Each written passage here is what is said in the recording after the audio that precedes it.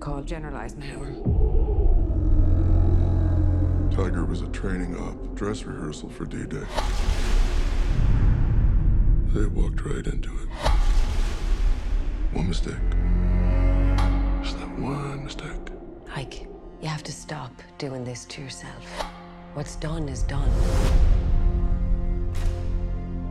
Group Captain Dr. James Stagg, here at the express request of General Eisenhower. Do we have a date yet for the invasion zone? D-Day is in 61 hours from now. This is the largest seaborne invasion in history. Fate of the war, thousands of lives hinge on this. I need a forecast.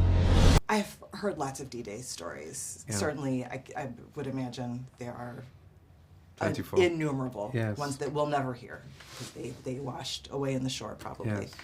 But I never could have guessed that there was a room full of people frantically working on the weather. Mm. Talk a little bit about just uncovering the crazy elements of that time. Yeah, well, it's a story that I just never knew either, you know. And of course, when you think about it, of course, that's something that would have been a massive consideration. And of course, they would have needed, you know, huge experts in that field. But I think what's interesting about it is, the personalities behind the jobs, you know.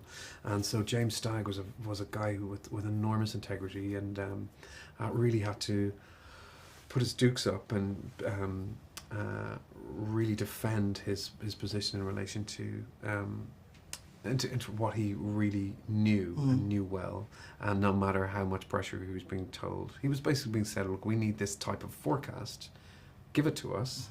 And he was like, no, I can't do that, because he has to have a great degree of humility about the weather and about nature. There's certain things, no matter how much power we have, that we cannot control. I was the same as you. I couldn't believe it was true. I couldn't believe that it kind of was one person who told them that the dates were a bad idea and to change it. And had this person have been wrong, everything in our history would have changed. So that in itself was fascinating to me. I also loved the Eisenhower-Kay Summersby relationship, and that they were together for so long, and this intense sort of trauma bond that they had together. And then also just remembering D-Day and remembering all the sacrifices and all the people that died. You know, a lot of the footage that's in the movie is real footage. I found that very moving, just thinking about those people and how scary it must have been for them. Yeah, that's somebody's person on the screen.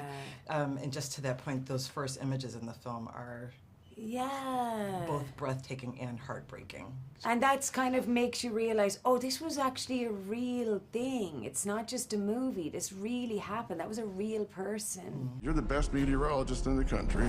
Get me the latest readings from every single base within 2,000 miles of Normandy. The invasion's confirmed for Monday. Oh, they won't like this.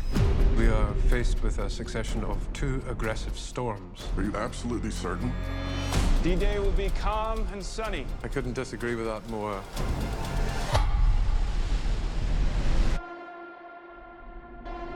If D-Day is cancelled, we will lose this war. The final decision on the timing of D-Day will be mine, and mine alone. What is it like to play a man who would be president before he's the president? I saw glimpses of what I think the country would learn about him as a leader eventually.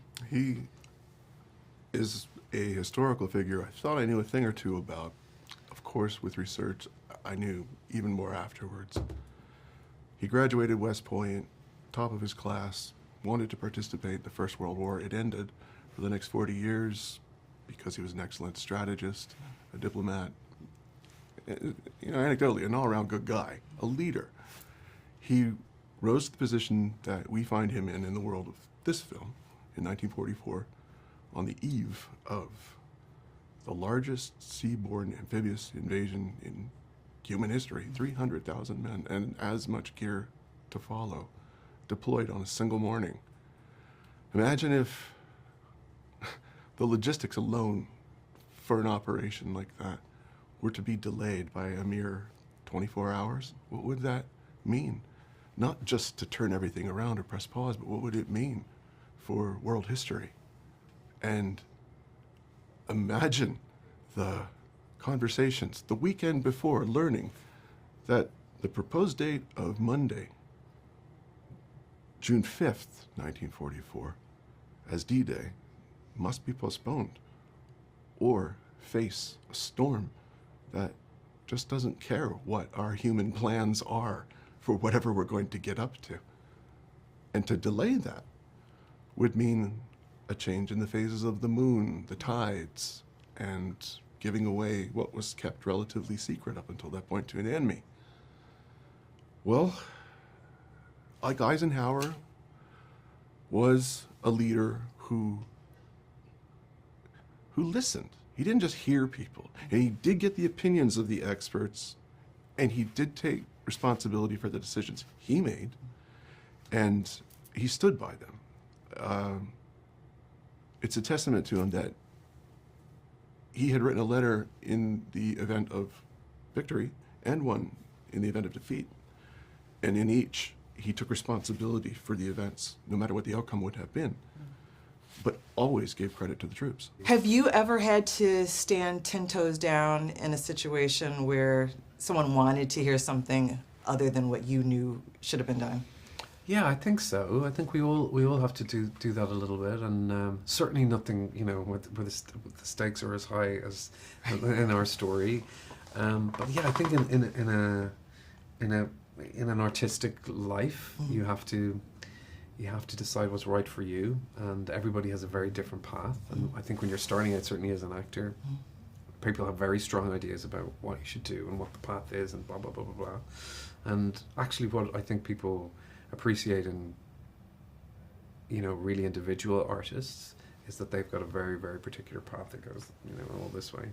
And so you've got to, you know, Meryl Streep is obviously a great hero of mine, and many actors, but she says this amazing thing, which is to pack your own suitcase, to know what's in your suitcase. And I think that's really great advice for any young artist, about standing your own ground. It's you who packs your suitcase, not anybody else. In your career, you're at the place now where you can pretty much do what you want to do, I think, right? With parameters. You've got your choice of anything you want to do. What does that feel like?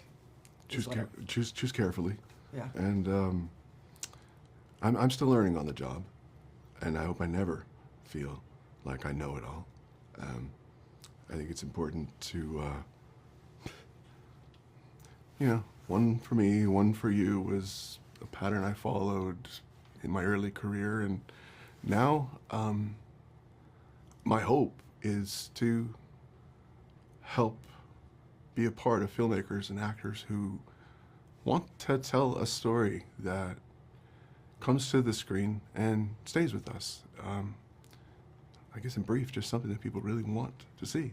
I feel like there's always, maybe not a lesson, but something that we can learn from any story, and obviously from history. What do you hope people walk away with? Trying to be courageous when you feel like out of your depth, or, you know, inferior, or in a room full of people who are like intimidating you, that you can still hold your nerve if you think what you're saying is right, and that would be good for everyone to have some courage, but also for leaders to stand corrected and listen to experts and take advice from people who have more knowledge. Yeah. As we wrap, you had an incredible year last year, you know, just at the box office and award season, and you're in another big epic kind of movie. How does it feel to be at that point in your career? It was a bit weird, you know. I thought I could go to the Oscars, and I was like, oh, I'm going to be Rose back. I can enjoy it this time, and I have a few drinks, and I'll just enjoy the show. And then I get there, and they were like, no, you're in the front row. And I thought, what? I was literally sitting like a few seats down from when I was nominated. So it's all still like wild to me, and you never know if a movie's going to, like, you know, do well. And F1, the success of that was incredible, and I don't know, it's all still like, you know, surprising and joyful, and the goalposts keep shifting, but I do feel a little bit like I worked like a very long time to get here, so it's nice to think that hard work pays off. Invade tomorrow, they're going to be washed away. 300,000 men with families that they may never see again. Why should I trust you? We must face the facts! The facts, however frightening they may be! If we delay, The enemy will be ready and waiting. They'll slaughter every single last one of us.